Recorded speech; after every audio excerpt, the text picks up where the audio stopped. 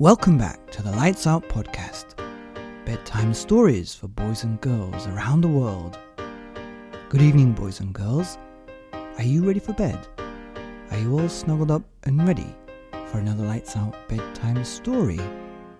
Good, because you're in for a treat tonight. That's right. We have a book called The Amazing Bone by William Steig. And this is another Caldecott Medal winning book. And a big shout out goes to all the amazing listeners, likers, subscribers and followers. We wouldn't be where we are without you. We have over 12,000 downloads a week, thanks to you, and our mission of 1,000 ad-free stories forever for boys and girls around the world. I think this is episode 622. So we're well over halfway. But back to the story, because it's all about the story The Amazing Bone by William Steig. It was a brilliant day, and instead of going straight home from school, Pearl dawdled. She watched the grown-ups in the town at their grown-up work, things she might someday be doing. She saw the street cleaners sweeping the streets, and she looked in at the bakery on Parsnip Lane and saw the bakers taking the hot loaves of pumpernickels out of the oven and powdering crullers with sugar dust. On Cobble Road she stopped at Maltby's barn and stood gawking as the old gaffers pitched their ringing horseshoes and spat tobacco juice.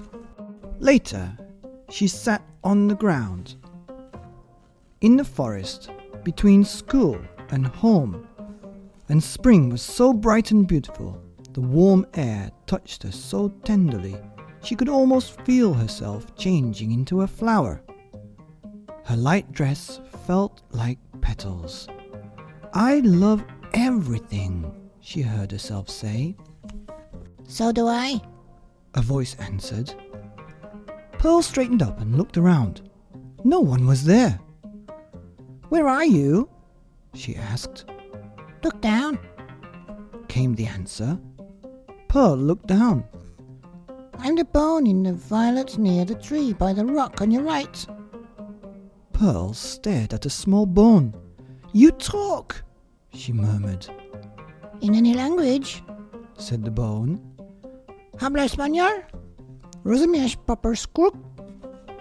Sprechen de Deutsch, and I can imitate any sound there is."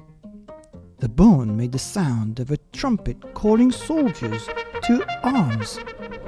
Then it sounded like wind blowing, then like pattering rain. Then it snored, then sneezed. Pearl couldn't believe what she was hearing. "You're a bone," she said. "How come you can sneeze?" "I don't know," the bone replied. "I didn't make the world." "May I take you home with me, wonderful bone?" Pearl asked. "You certainly may," said the bone. "I've been alone a long time. A year ago, come August, I fell out of a witch's basket. I could have yelled after her, she walked on, but I didn't want to be her bone any longer. She ate snails cooked in garlic at every meal, and was always complaining about the rheumatism and asking nosy questions. I'd be happy with someone young and lively like you." Pearl picked the bone up and gently put it in her purse. She left the purse open so they could continue their talk and started home, forgetting her school books on the grass. She was eager to show the bone to her parents, and she could guess what would happen when she did.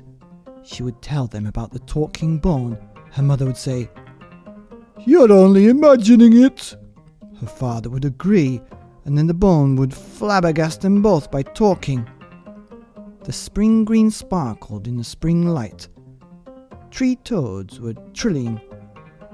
"It's the kind of wonderful day," said Pearl, "when wonderful things happen, like my finding you." "Like my finding you?" the bone answered, and it began to whistle a walking tune that made the going very pleasant. But not for long. Who should rush out from the back of a boulder and spoiled everything but 3 highway robbers with pistols and daggers. Pearl couldn't tell what breed of animal they were because they wore cloaks and Halloween masks, but they were fierce and spoke in chilling voices. "Hand over your purse," one commanded. Pearl would have gladly surrendered a purse just to be rid of them, but not with the bone in it. "You can't have my purse," she said, surprised at her own boldness. "What's in it?" said another robber, pointing his gun at Pearl's head. I'm in it. The bone growled, and it began to hiss like a snake and roar like a lion. The robbers didn't wait around to hear the rest in case there were any more. They fled so fast you couldn't tell which way they'd gone. It made Pearl laugh. The bone too. They continued on their way, joking about what had just happened and chatting about this and about that. But it wasn't long before a fox stepped forth from behind a tree and barred their path. He wore a sprig of lilac in his lapel. He carried a cane, and he was grinning so the whole world could see his sharp white teeth. Hold everything, he said. Pearl froze. You're exactly what I've been longing for, he went on. Young, plump, tender, you'll be my main course at dinner tonight. And he seized Pearl in a tight embrace. Unhand her, you villain, the bone screamed, or I'll bite your ears off. Who's that speaking? asked the surprised fox. A ravenous crocodile who dotes on fresh fox chops. That's who? Answered the bone. The whiny fox was not as easily duped as the robbers, where the sound seemed to be coming from, and pulled out the bone. As I live and flourish, he exclaimed, a talking bone. I've always wanted to own something of this sort. And he put the bone in his pocket, where it roared and ranted to no avail. Pushing Pearl along, the fox set out for his hideaway. Pearl's sobs were so pitiful the fox couldn't help feeling a little sorry for her. But he was determined she would be his dinner.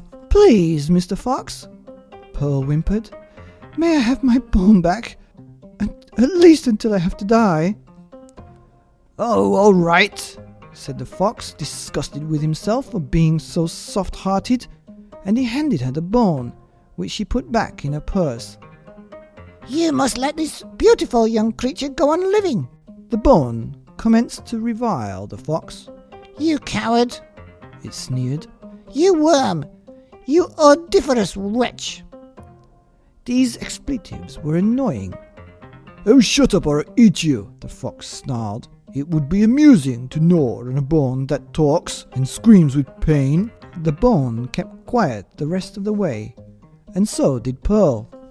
When they arrived at the fox's hideaway, he shoved Pearl with her bone into an empty room and locked the door. Pearl sat on the floor and stared at the walls. I know how you feel, the bone whispered. "I'm only just beginning to live," Pearl whispered back. "I don't want it to end." I know, said the bone. "Isn't there something we can do?" asked Pearl. I wish I could think of something. He's sharpening a knife, the bone whispered. "Oh my goodness," Pearl sobbed. "And what's that?" Sounds like wood being put into a stove, answered the bone. "I hope it won't all take too long," said Pearl. She could smell vinegar and oil. The fox was preparing a salad to go with his meal. Pearl hugged the bone to her breast. "Bone, say something to comfort me." You are very dear to me, said the bone. "Oh, how dear you are to me," Pearl replied. She could hear a key in the lock and was unable to get another word out of her throat or turn her eyes towards the door. Be brave, whispered the bone. Pearl could only tremble. She was dragged into the kitchen, where she could see flames in the open stove. "I regret having to do this," sighed the fox. It's nothing personal. Yabam! Said the bone suddenly without knowing why he said it. What's that? Said the fox, standing stock still. Yabam sibibble, The bone intoned. Jibarakan tigre. And something quite unexpected took place. The fox grew several inches shorter, and miraculously the fox was the size of a rabbit. No one could believe what was happening. Not Pearl, not the fox, not even the bone, whose words were making it happen. Adunis ishki bukin yibap. It went on. The fox, clothes and all, was the size of a mouse. Skrabunit. The bone ordered, and the mouse, that is, the minuscule fox, scurried away and into a hall. I didn't know you could do magic, Pearl breathlessly exclaimed. Neither did I, Said the bone. Well, what made you say those words? I wish I knew. The bone said. They just came to me. I had to say them. I must have picked them up somehow, hanging around with that witch. You are amazing, Bone, said Pearl. And this is a day I won't ever forget. It was dark when they reached Pearl's house. The moment the door swung open, she was in her mother's arms, and right after that, in her father's. Where on earth have you been? They both wanted to know. We were frazzled with worry. First, she held up the bone. This bone, she said, can talk. And just as she had expected, her mother said, A talking bone?